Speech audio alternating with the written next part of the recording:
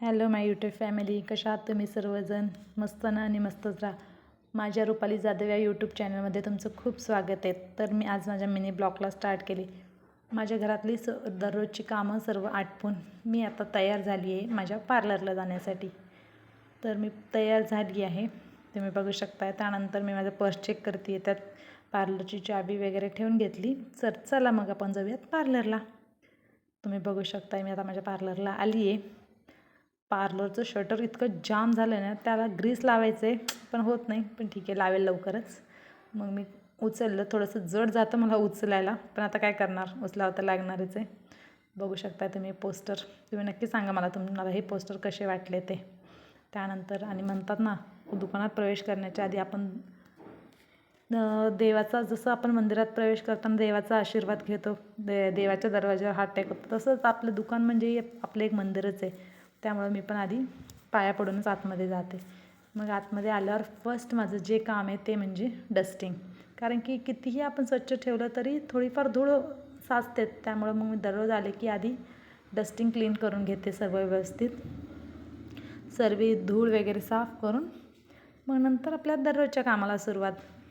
त्यानंतर मी सगळी धूळ पुसून घेतली. मग नंतर बाहेरच्या पोस्टरवर सुद्धा धूळ असतेच, मग मी ती धूळ क्लीन करून घेतली. त्यानंतर मग मी आतमध्ये झाडू वगैरे मारला.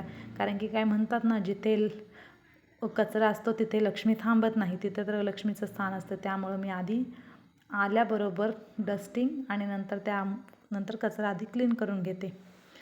हे झालं की मग दुसरं काम सगळ्यात महत्त्वाचं म्हणजे हात वगैरे धुवून देवाला दिवा लावायचं. त्यानंतर मग मी देवाला झाडू मारल्यामुळं हात आधी धुवून घेतले. त्यानंतर मी देवाला दिवा लावून घेतला. देवाला दिवा लावल्यावर इतकी म्हणजे पॉझिटिव्हिटी वाटते ना दुकानात.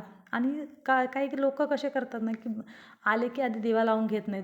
किंवा मी तर असेच सुद्धा बघितलेत की 8-8 दिवस ते आपलं पार्लरसुद्धा झाडत नाहीत. 8 दिवसांनी एकदा तसं झाडतात. आणि देवाला दिवा लावायचं ते तर फक्त पौर्णिमा आणि अमावस्या असं करतात. पण ते असं करणं खूप चुकीचं आहे.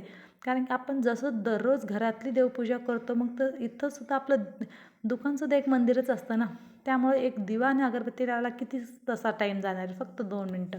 त्यामुळे हे दररोज केलंच पाहिजे. आणि तुम्हाला जर माझ्या पार्लरचं पूर्ण व्हिडिओ बघायचा असेल किंवा हे छोटंसं पार्लर घालायला मला किती बजेट आलं आहे, हे जर तुम्हाला माहिती करून घ्यायचं असेल तर तुम्ही नक्कीच मला कमेंट करून सांगा. मी नक्कीच तुम्हाला डिटेलमध्ये सर्व काही सांगेल.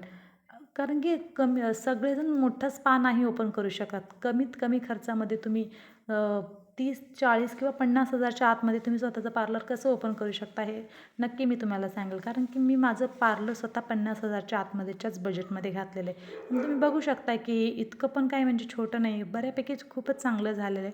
तुम्हाला जर नक्कीच बघायचं असेल, ऐकण्याचं असेल तर तुम्ही मला नक्कीच कमेंट सांगू शकता. बघा, अशा प्रकारे मी दिवाबत्ती केली. त्यानंतर मग आपलं डेली रुटीन तर आहेच, कस्टमरची वाट बघत बसणं किंवा कस्टमर आले की त्यांना खूप चांगल्या प्रकारे सर्व्हिस देणं. तर तुम्हाला माझा आजचा ब्लॉग कसा वाटला, मिनी ब्लॉग, ते तुम्ही नक्की कमेंटमध्ये सांगा. आणखीही काही तुम्हाला सुचवायचं असेल माझ्या पार्लरबद्दल तर तुम्ही नक्की मला सुचवू शकता. मी नक्कीच तुमचा ऐकण्याचा प्रयत्न करेल. तर चला, मी माझा मिनी ब्लॉग इथेच थांबवते. थँक्यू.